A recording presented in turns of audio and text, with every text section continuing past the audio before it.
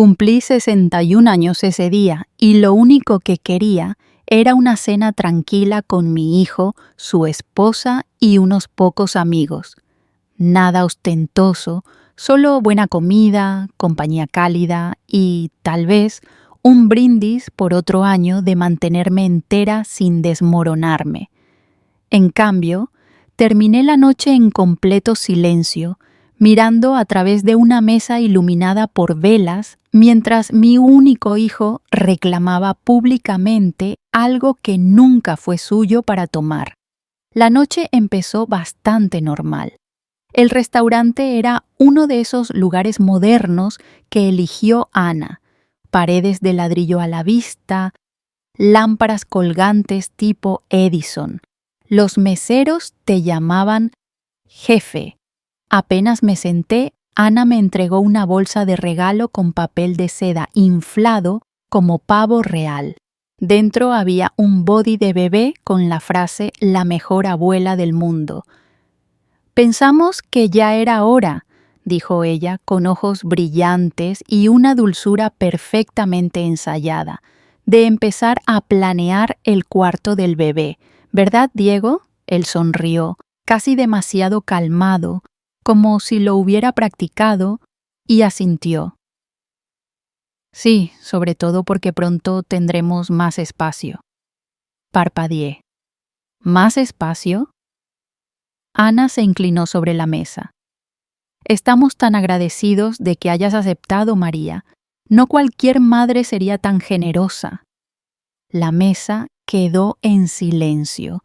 Fruncí el ceño, sin entender a qué se refería con lo que supuestamente había aceptado. Antes de que pudiera preguntar, Diego se puso de pie y golpeó su cuchara contra la copa de vino. «¿Pueden prestarme atención un momento?», dijo, alzando la voz lo suficiente como para que los meseros se detuvieran. «Esta noche no solo celebramos el cumpleaños de mi increíble madre, también es sobre un gran cambio para nuestra familia». Ana sacó su celular y empezó a grabar. «Nos mudaremos al departamento de mamá», anunció Diego, radiante. «Es lo más lógico, ella ya no necesita tanto espacio y nosotros estamos formando una familia. Es un regalo, de verdad, muy generoso. Brindemos por la mujer que lo hizo posible». Las copas chocaron. Yo no me moví. Mi tenedor quedó suspendido en el aire, flácido en mi mano. Diego me miró, sonriendo con demasiada intensidad. «¿Verdad, mamá?». La presión en el comedor se cerró como una trampa. Ana tenía la cámara enfocándome. Todos esperaban mi reacción. Asentí, no porque estuviera de acuerdo, sino porque entré en pánico. Mi mente se congeló. Me sentí como si me hubieran empujado a un escenario en medio de una obra para la que nunca audicioné. Forcé una sonrisa, tomé un sorbo de vino y esperé a que la conversación avanzara. Pero no lo hizo. No realmente. El tema cambió, pero yo me quedé ahí, con la sangre drenándose de mi rostro, la comida sabiendo a cartón en mi boca. Ana empezó a hablar de cómo redecoraría el departamento, muestras de pintura, la cuna, quitar las cortinas de señora mayor. Rió y dijo: «Obvio, te dejaremos visitar. Puedes seguir poniendo tus plantas en el balcón si quieres». Diego añadió: «Te daremos tiempo suficiente para mudarte, sin presión». No me habían preguntado. Habían decidido, declarado, anunciado a mis amigos que mi hogar, el lugar donde viví con mi difunto esposo durante 30 años, el hogar donde lloré, dormí, reparé con mis propias manos después de que una tubería reventó, ahora era su cuarto de bebé inicial. Me excusé a la mitad del postre. Diego me miró como si estuviera siendo dramática, pero solo dije que no me sentía bien. Ana ofreció pedir un taxi. Decliné.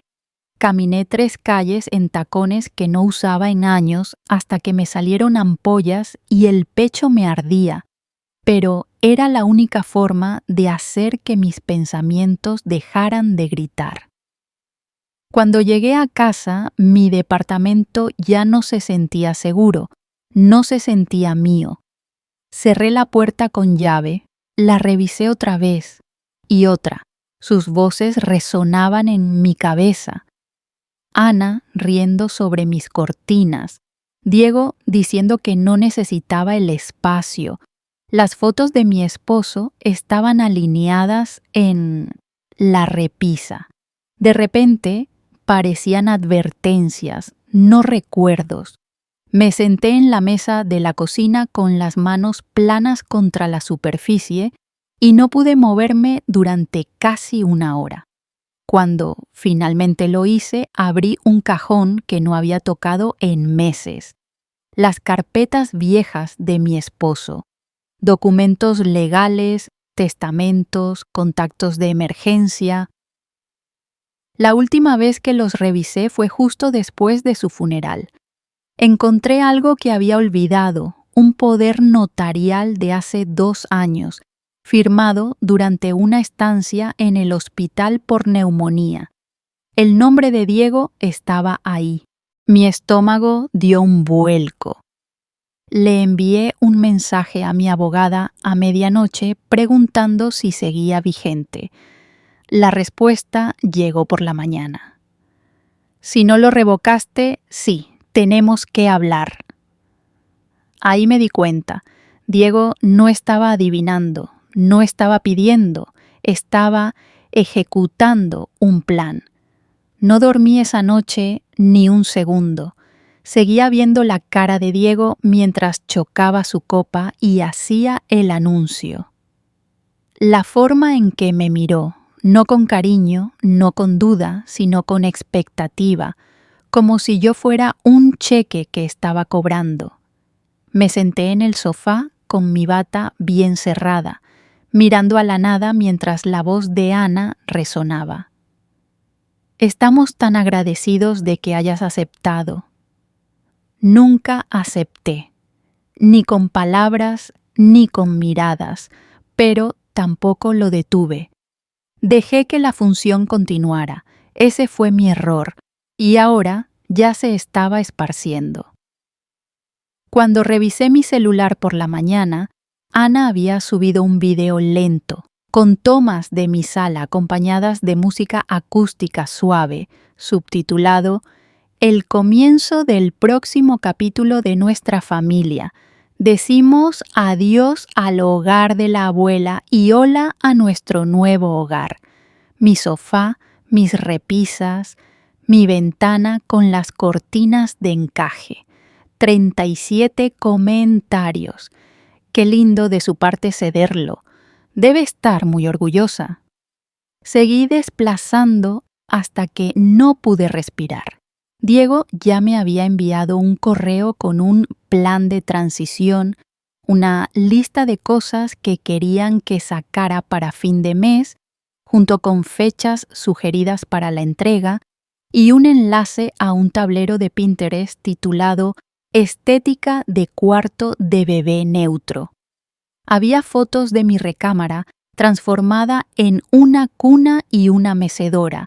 Ni siquiera había respondido a la cena. No había dicho que sí, pero ellos sí. Llamé a mi abogada antes de las 9 de la mañana. Su tono fue cortante en cuanto mencioné el nombre de Diego en el poder notarial. Tienes que venir hoy. Me vestí como si fuera una batalla. Pantalones planchados, camisa de cuello, zapatos que resonaban en el suelo de madera. Llevé todas las carpetas, la escritura, cada papel viejo que encontré. Ella revisó todo con los labios apretados. Nunca revocaste esto, María. Técnicamente, él tiene acceso para tomar algunas decisiones en tu nombre si se te considera médicamente incapaz. Pero no lo estoy, dije. Correcto. pero si encontrara un médico que dijera que muestras signos de pérdida de memoria o confusión, aunque sea en un formulario, podría usarlo para cuestionarte en un tribunal.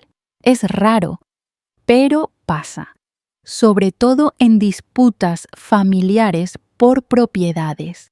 Mi estómago se hundió. Me miró por encima de sus lentes.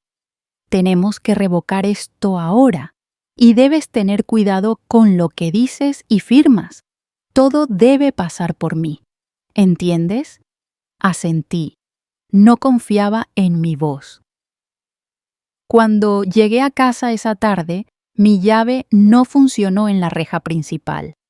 Durante 2 minutos completos la giré, la moví. Entré en pánico hasta que me di cuenta de que la cerradura solo estaba dura por el frío. Me sentí idiota, pero por un segundo aterrador pensé que habían cambiado las cerraduras. Esa noche no cociné, no limpié. Me senté en la mesa de la cocina y escribí una lista. Todo lo que había pagado por Diego en su vida adulta, la matrícula de la universidad que ayudé a cubrir cuando perdió su beca, su boda, donde pagué las flores y la mitad del catering, el préstamo de emergencia para sus tratamientos de fertilidad hace 2 años que nunca ocurrieron. Ni siquiera lo intentaron. Solo dijeron la palabra bebé y sabían que me derretiría. Y ahora esto. Entré a mi recámara y abrí el closet. Había álbumes de fotos en la repisa superior. Bajé uno y pasé las páginas. Diego en su uniforme de béisbol infantil. Ana en la fiesta de compromiso, sonriendo con dientes perfectos.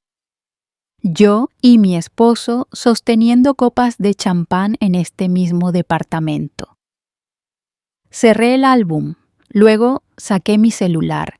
Le envié un mensaje a Diego, una sola frase. Tenemos que hablar, y no a través de anuncios o tableros de Pinterest.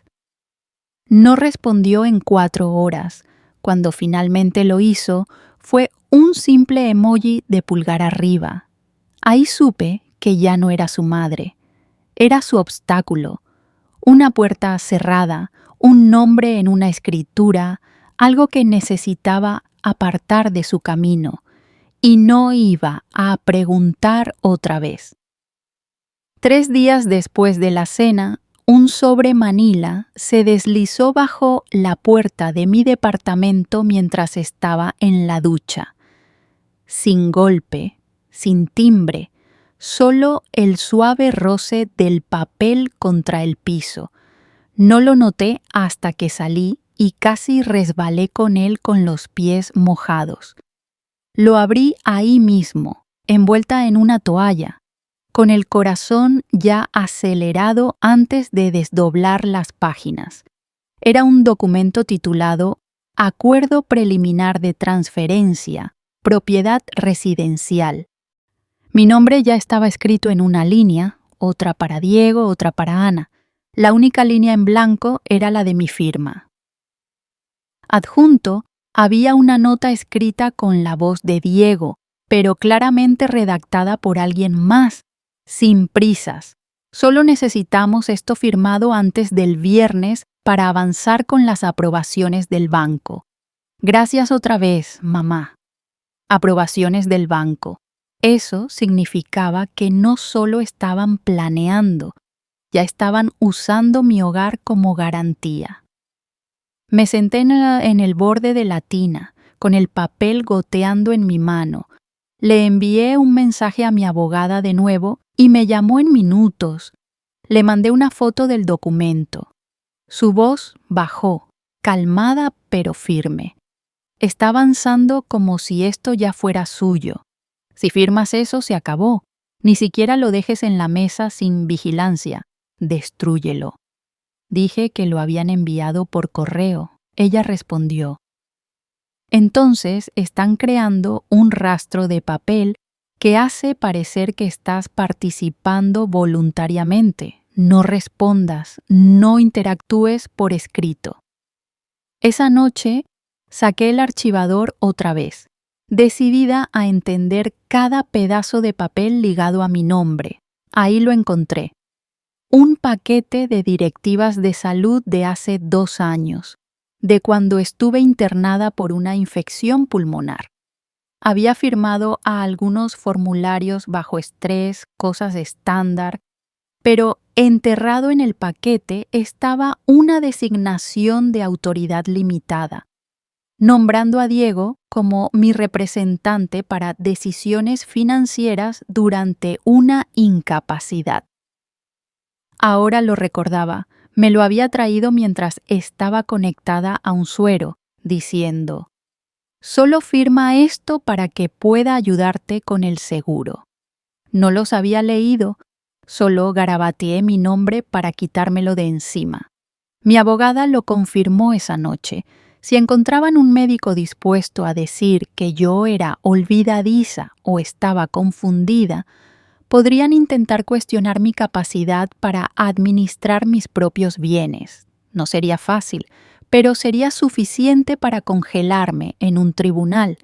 Y si había aceptado algo accidentalmente por correo o mensaje, sin darme cuenta de las implicaciones, podrían presentarlo como consentimiento. Me quedé completamente inmóvil. Repasé la cena de cumpleaños, la forma en que Ana sonreía mientras me grababa, la forma en que Diego usaba el pasado. Mamá aceptó. Ella nos dejó. Dijo que podíamos. No era descuidado, era practicado, ensayado. Estaba narrando una versión de la verdad que habían construido a mis espaldas, y yo los había dejado. Pasé la mañana siguiente congelando mi crédito, asegurando mis cuentas bancarias y revocando cualquier poder que Diego hubiera tenido. Lo quité de mis contactos de emergencia, cambié las contraseñas de mis aplicaciones financieras, comencé a guardar cada interacción por escrito y a tomar capturas de pantalla de todo. Ya no respondía a sus mensajes, pero los guardaba todos. Esa noche, llamé al administrador del edificio y pregunté quién había accedido a la reja de seguridad la noche anterior. Dudó. Luego dijo: «Diego usó tu llave de repuesto. Dijo que iba a ver cómo estabas. No le había pedido que lo hiciera. No estaba herida. Ni siquiera sabía que todavía tenía una copia. Pregunté si podían cambiar la cerradura. Dijo que sí, pero requería una solicitud formal. La presenté. Esa noche moví todos mis documentos importantes a una caja fuerte de metal y la puse bajo mi cama. Dejé de tomar vino con la cena. Dejé de usar pastillas para dormir. Necesitaba mi mente afilada. Empecé a llevar un diario de cada interacción con Diego y Ana por si alguna vez necesitaba probar mi claridad mental. Incluso hice una lista de compras falsa una noche y la añadí al diario para fechar mi letra. No estaba paranoica, me estaban cazando. No solo esperaban que les entregara mi hogar, estaban construyendo un caso para tomarlo sin preguntar. El timbre sonó 2 días después y cuando miré por la mirilla, Ana estaba ahí, sonriendo como si nada hubiera pasado, sosteniendo una bolsa de regalo blanca y un café helado con mi nombre mal escrito en marcador. Abrí la puerta a medias, no lo suficiente para invitarla a pasar. «Solo quería pasar a verte», dijo, con voz dulce como azúcar. «Quise chequear cómo estás y te traje tu favorito, crema de avellana con extra hielo». Intentó darme el café, pero no me moví. «No avisaste», dije.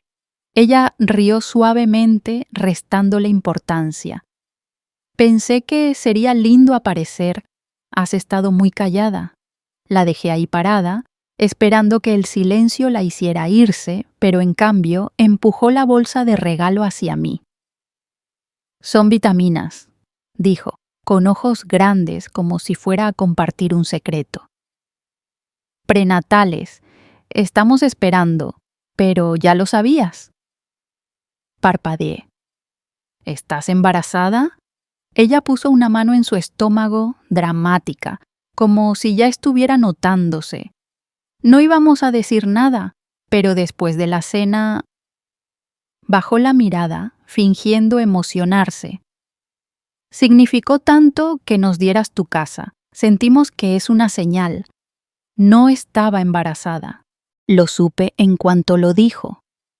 Sus ojos estaban demasiado alerta, demasiado ansiosos, y más tarde, cuando finalmente entró después de que me aparté un segundo, dejó su bolso en la mesa y fue directo a la cocina, abrió el refrigerador, sacó un agua mineral y la bebió sin revisar la etiqueta.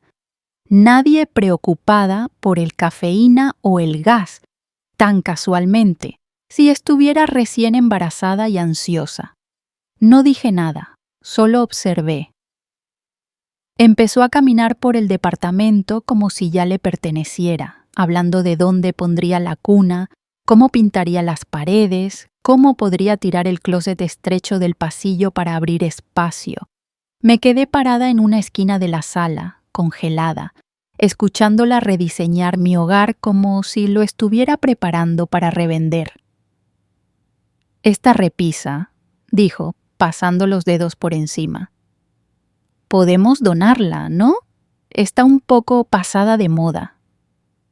Mi esposo construyó esa repisa con sus propias manos hace 31 años. No respondí. Siguió abriendo cajones, echando un vistazo al cuarto de lavado, comentando qué muebles valía la pena conservar. La seguí en silencio hasta el pasillo. Deberíamos convertir esta habitación en el cuarto del bebé pronto, dijo, señalando mi cuarto de costura. Sabes, antes de que te canses de subir escaleras, los bebés necesitan un ambiente tranquilo, no desorden. Ahí fue cuando algo en mí finalmente se rompió. Pero no grité, solo pregunté, Ana, ¿cuándo te confirmó el doctor el embarazo? Parpadeó rápido, atrapada. Luego rió torpemente. Es muy pronto, demasiado para pruebas, solo lo sé.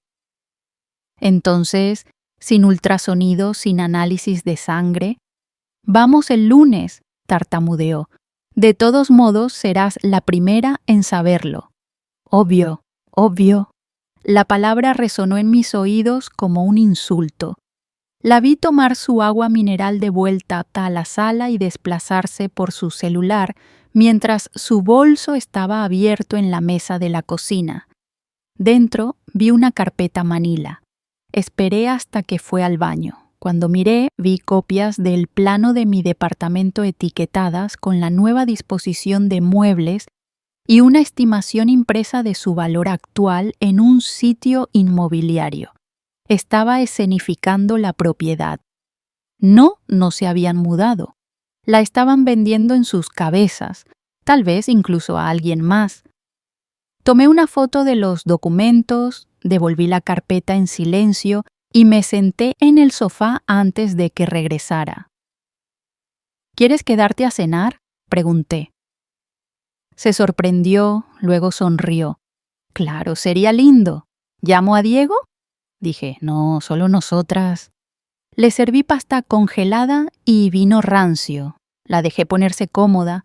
Luego la vi irse alrededor de las 8, aún sonriendo, hablando de paletas de colores y nombres de bebés, completamente inconsciente. Había visto lo que había en su bolso.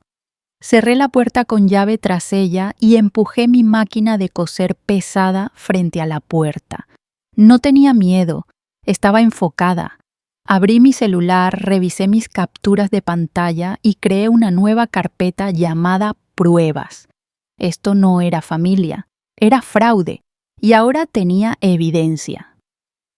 A la mañana siguiente, me desperté antes del amanecer y comencé a empacar, no con cajas, sino con información. Llamé a mi vieja amiga Iris, una agente inmobiliaria jubilada que ahora vivía a 3 pueblos de distancia y pasaba sus días cuidando rosas e ignorando los mensajes de su exmarido. Iris no preguntó por qué la llamaba a las 6:11 de la mañana. Solo dijo, «Háblame». Y lo hice.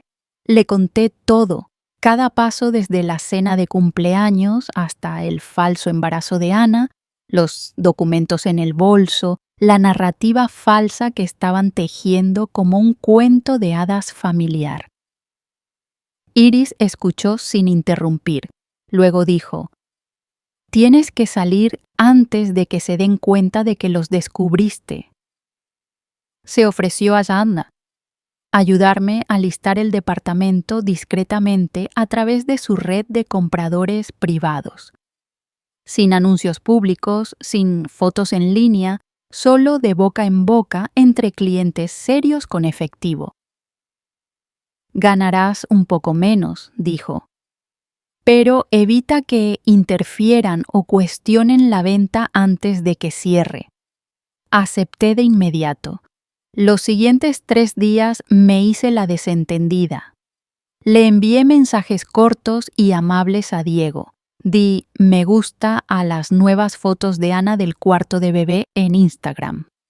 Subí una foto de mi cena una noche, pastel de carne con puré de papas, con un pie de foto sobre cómo nada supera la comida casera.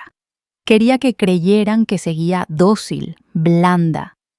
Mientras tanto, agendé una inspección para una pequeña propiedad que encontré a través de Iris, una cabaña de 2 recámaras a 2 estados de distancia, en un pueblo retirado junto a un lago donde nadie me conocía y nadie le debía nada a Diego.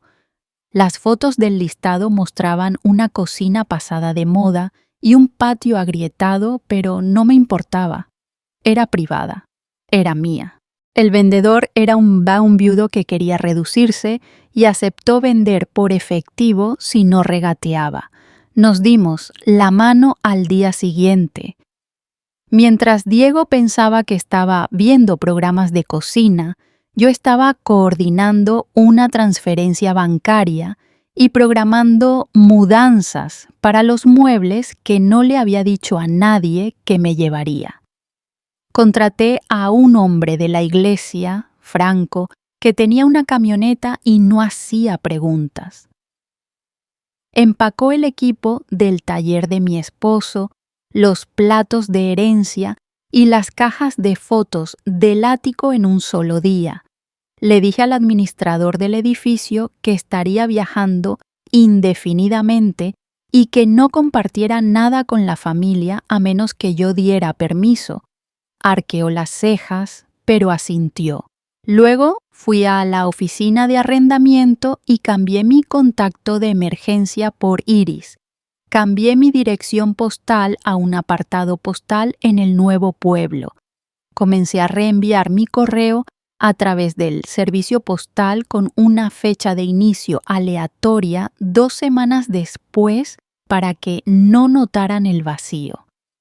Incluso llamé a la compañía eléctrica y fijé una fecha de corte bajo la excusa de que me mudaría con un familiar por recuperación médica. La mujer al teléfono ofreció condolencias que no corregí. Cada día mantuve una cara neutral, un tono suave. Dejé que Diego creyera que era débil. Dejé que Ana pensara que estaba agradecida. Pero a sus espaldas estaba desmantelando todo su plan. El 4.º día, Ana me envió un video de ella sentada en mi sofá, hablando de devolverle calidez al espacio. El pie de foto decía, pronto será nuestro, pero siempre el legado de la abuela. Tenía 2.000 vistas, no lloré. Tomé una captura de pantalla, la archivé bajo pruebas. Esa noche dejé una sola pista. Coloqué una maleta vacía en el pasillo donde Ana la vería la próxima vez que apareciera sin avisar. Pensaría que estaba empacando para un viaje corto. Se lo diría a Diego. Creerían que aún tenían tiempo. No lo tenían. Me iría antes de que terminara la semana. Y para cuando se dieran cuenta, las llaves estarían en otras manos, y lo único que dejaría atrás sería un archivador cerrado con llave y el aroma a lavanda que nunca podrían sacar de las cortinas. Sucedió un martes por la tarde, justo cuando terminaba una llamada con la compañía de títulos, confirmando que la venta del departamento cerraría en 72 horas. Todo en efectivo, sin contingencias, tal como Iris lo había arreglado. Acababa de colgar cuando escuché un golpe en la puerta. Fuerte, insistente, no del tipo amable. No respondí. Me quedé en el pasillo, en silencio, escuchando. El golpe vino otra vez, luego una voz, la de Diego. «Mamá, abre la puerta». No me moví. Sabía que había traído su llave. También sabía que había cambiado las cerraduras 2 días antes, un detalle que no le había mencionado a nadie. Escuché la llave intentar, fallar, girar, una pausa. Luego un golpe más fuerte. «Mamá, necesito hablar contigo». Esperé. Eventualmente, dejó de intentar con la llave y empezó a hablar a través de la puerta. «Mira, no contestas mis mensajes y Ana está histérica. Necesitamos saber qué pasa». No respondí. Solo me apoyé contra la pared, con los brazos cruzados. «Nos enteramos de lo de la agente inmobiliaria», dijo, cambiando el tono. «Iris llamó a alguien que conocemos. ¿Estás vendiendo el lugar? ¿En serio?» Silencio. «Estás saboteando a tu propia familia. ¿Lo entiendes?» Más silencio. Luego su voz bajó, más tranquila, como si pensara que estaba justo ahí. «Si no abres esta puerta y hablas como adulta, te juro que haré lo que tenga que hacer legalmente». Se fue después de eso, pero dejó algo atrás. Un sobre empujado por el marco de la puerta, casi idéntico al que había recibido antes. Dentro había un aviso formal, impreso y firmado por un asistente legal de una firma que no reconocí, con una sección resaltada que decía «pendiente de posible reclamación de tutela médica». Tomé el papel, lo puse en la mesa y llamé a mi abogada. Respondió antes del segundo timbre. Le leí la frase en voz alta. Suspiró. «Están escalando. Van a intentar cuestionar tu competencia. No solo están presionando, están construyendo un caso». Esa noche me senté en la mesa de la cocina con mi caja fuerte abierta, organizando mis documentos, copiando archivos, grabándome mientras leía un resumen de mis decisiones financieras hasta la fecha con marcas de tiempo, y lo envié a una carpeta segura a la que mi abogada tenía acceso. Adjunté una lista de cada transacción, cada captura de pantalla, cada mensaje. Narré por qué había hecho cada cosa, con claridad, sin tartamudear, con fechas, horas y referencias. Mostré el acuerdo de venta, la oferta de compra de la cabaña, el informe de inspección. Fue agotador, pero tenía que ser irrefutable. No solo estaba protegiendo mis bienes, estaba protegiendo mi mente, porque en el momento en que alguien dice que eres olvidadiza, la gente deja de escuchar lo que realmente recuerdas. Al día siguiente, Ana apareció sola. Ni siquiera tocó, se quedó en el pasillo, gritando lo suficientemente fuerte como para que los vecinos miraran por las persianas. «Estamos intentando formar una familia y estás siendo cruel», gritó. «Dijiste que tendríamos un hogar. Dijiste que éramos bienvenidos». Sacó su celular y vi el puntito rojo parpadeando. Estaba grabando. Abrí la puerta lo justo para que me viera, pero no lo suficiente para que se me oyera claramente, y dije una sola palabra: vete. Su video captó eso, solo eso. Ella llorando, yo luciendo fría. Esa noche subió un video a su cuenta titulado Cuando la familia te traiciona, un embarazo sin hogar. Tenía música, transiciones lentas y más de 4.000 me gusta en horas. La gente comentó: ¿cómo puede una madre hacer esto? ¿Qué comportamiento tan repugnante de una generación egoísta? No merece nietos. Tomé capturas de todo, guardé cada publicación, lo envié todo a mi abogada.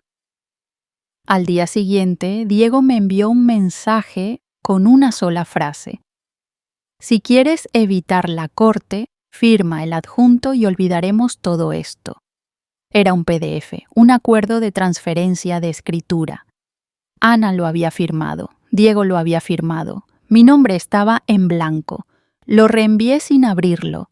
Luego le respondí a Diego por primera vez en días: serás notificado dentro de la semana, no me contactes otra vez. Luego apagué mi celular. Al atardecer, tenía mis maletas listas, las llaves preparadas y una nota para los compradores. Todo aquí es suyo ahora, excepto el silencio que me llevo conmigo.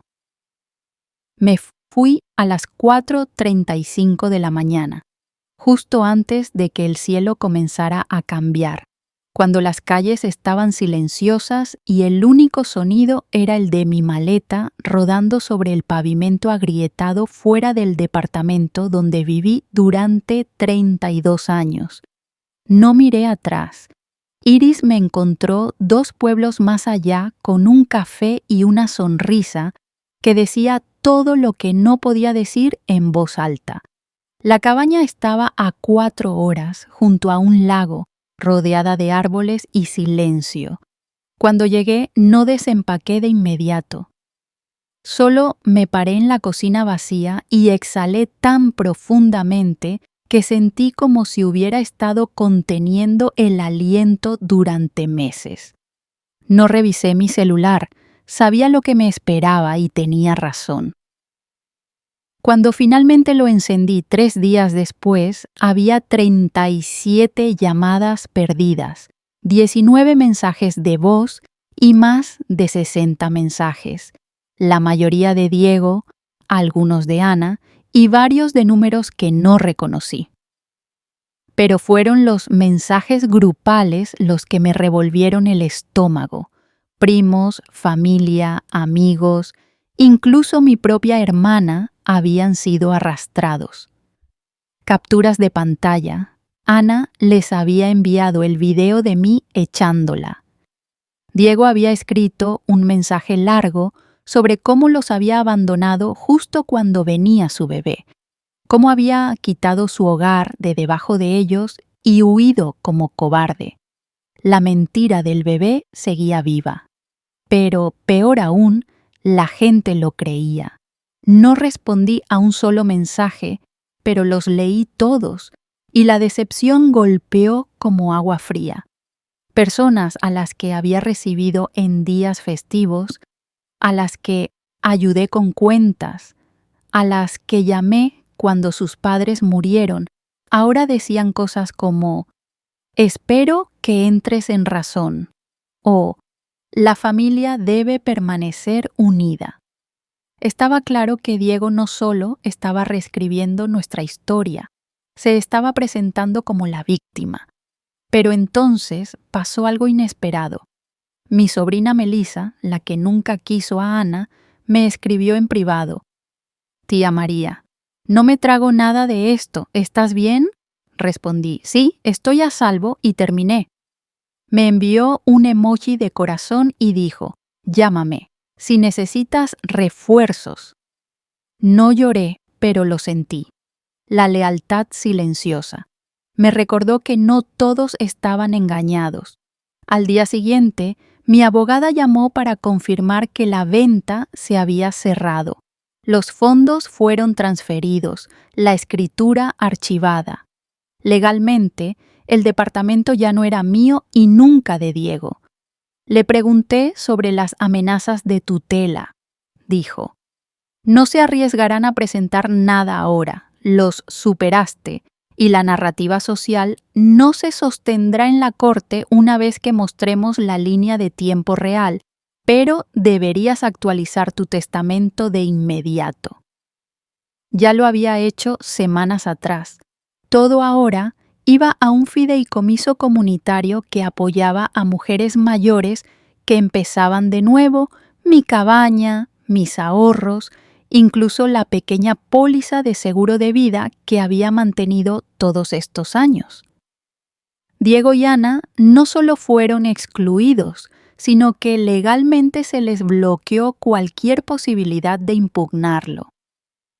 Esa noche envié la copia final por correo a mi abogada, luego me serví un vaso de agua mineral y me senté en el porche de la cabaña, viendo el sol desaparecer detrás de los árboles. Era silencio, no soledad, solo limpio, amplio silencio. Mi celular vibró una última vez antes de apagarlo por la noche.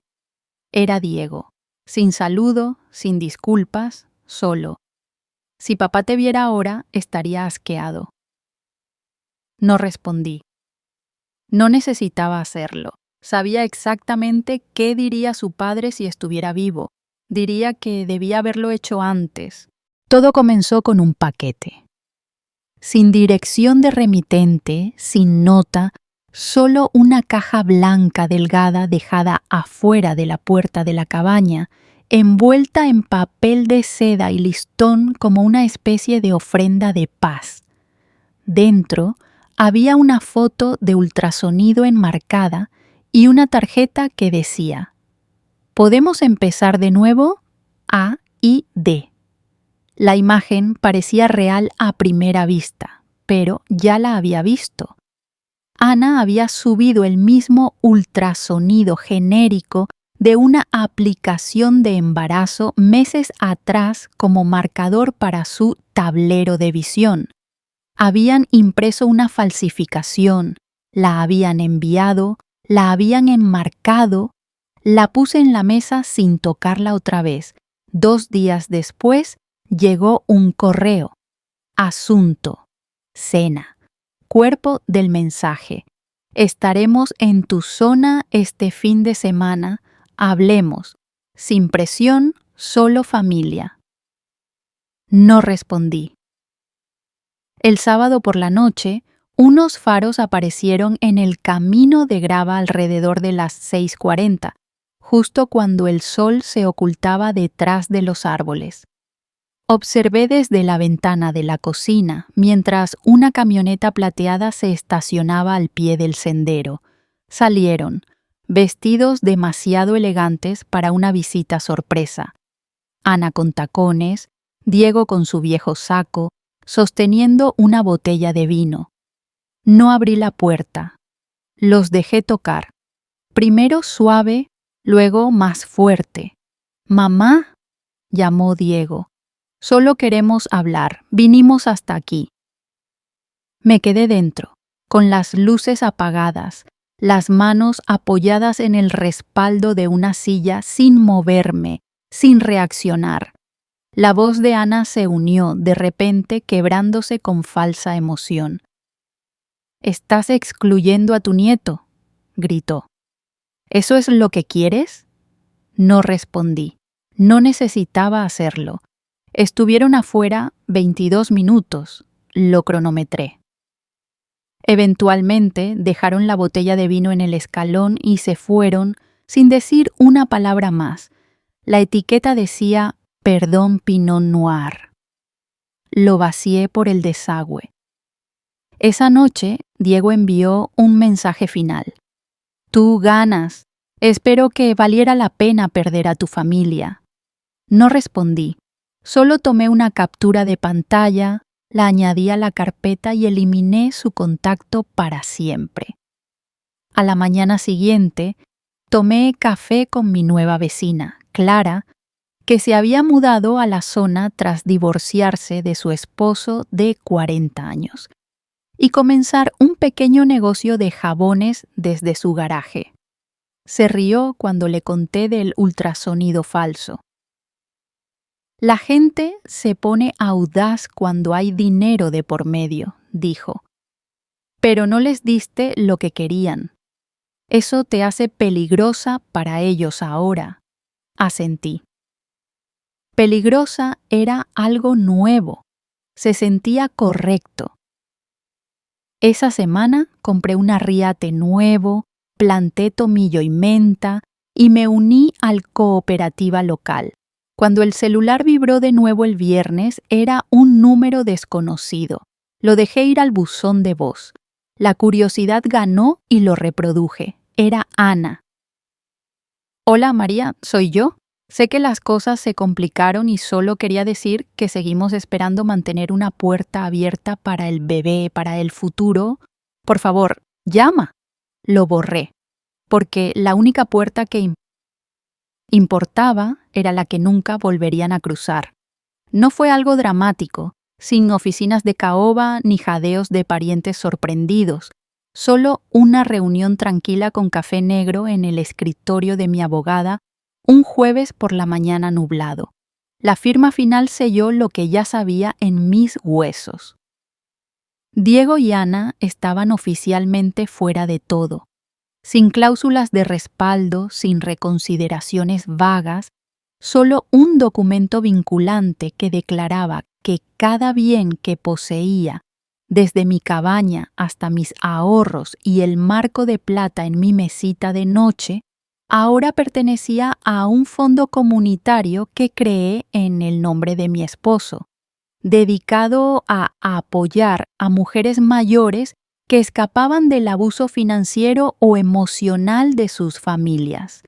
Mi abogada, Annette, me pasó una copia impresa mientras revisaba cada página. Está hecho, dijo. Si lo desafían, perderán. El rastro de papel es irrompible. Asentí y tomé la carpeta, sintiendo su peso como una armadura. 2 días después, Melissa llamó. Creo que Diego sabe, dijo. Ha estado publicando esas imágenes de citas pasivo-agresivas otra vez. La traición siempre viene de los más cercanos y cosas así. Y Ana cambió su biografía de Instagram a Solo Familia Elegida. Reí por primera vez en semanas, corto y fuerte. Que citen lo que quieran, dije. Perdieron el derecho a mi nombre cuando intentaron robarlo. Una semana después recibí una carta del Consejo del Fondo confirmando que la cuenta estaba activa bajo el nombre El Fondo de la Salida Silenciosa, con mi primer depósito ya asignado. Releí el papeleo 2 veces antes de guardarlo en el gabinete junto a mis tazas de té. Esa noche abrí una botella de agua mineral y me senté afuera mientras la brisa venía del lago, desplazándome por fotos del departamento que ya no era mío. Una nueva familia se había mudado, joven, sencilla, normal, sin planes de cuarto de bebé, sin manipulación, solo sonrisas en una sala limpia, sin filtros. Y de fondo vi la vieja repisa que mi esposo construyó, aún de pie. No la habían tirado, habían puesto plantas en ella. Se sintió como un cierre. Mi celular vibró de nuevo esa noche. Un mensaje del antiguo compañero de universidad de Diego, de entre todas las personas. Vi lo que hicieron. Hiciste bien en cortar con ellos. Ojalá mi madre hubiera hecho lo mismo antes de que mi hermana la dejara sin nada. Respondí con un simple gracias, porque la verdad era que no solo me había protegido a mí misma, había puesto un nombre a algo que millones de personas viven y nunca hablan. Había terminado con el silencio, y mientras ellos se cosían en sus cámaras de eco con quejas falsas, yo había reescrito el final que creían tener derecho a escribir. No les di una pelea, les di silencio, y estaba aprendiendo que eso era más fuerte que cualquier cosa que pudieran gritar. 6 meses después, estaba descalza en el porche trasero de mi cabaña, con las manos alrededor de una taza tibia de té de menta cultivada en la maceta que construí yo misma, viendo una línea de pájaros trazar el cielo como un hilo tirado sobre el lago. No había sabido de Diego ni de Ana en más de 2 meses. No desde que se emitió la notificación legal final que les prohibía contactarme sobre asuntos de herencia o bienes. No impugnaron el testamento, no lo intentaron de nuevo. Creo que finalmente entendieron que me había ido, no solo físicamente, sino por completo, como si la versión de mí que una vez manipularon hubiera empacado sus maletas y desaparecido para siempre. Mis días eran diferentes ahora. Mañanas en el jardín, tardes como voluntaria en el centro comunitario. Noches aprendiendo a jugar ajedrez con Clara, quien juraba que tenía un instinto asesino bajo toda esa cortesía. Había hecho amigos, de los de verdad, que nunca preguntaban por dinero, que no sonreían solo cuando necesitaban algo. La cabaña se había convertido en más que un refugio, era un reinicio. Cociné de nuevo, reí en voz alta, dormí sin aferrarme al celular como si fuera un arma. El día antes de mi cumpleaños recibí una carta de Melissa con una foto de su hija recién nacida y una nota que simplemente decía: si crece siendo la mitad de fuerte que tú, habré hecho algo bien. La pegué en el refrigerador con un imán en forma de girasol y lloré las lágrimas silenciosas que no duelen, las que limpian lo último de algo. Esa noche me senté en la mesa y escribí un cheque para un albergue que ayuda a mujeres mayores a escapar del control financiero. Lo firmé y lo sellé con las palabras: úsenlo bien. Ella salió.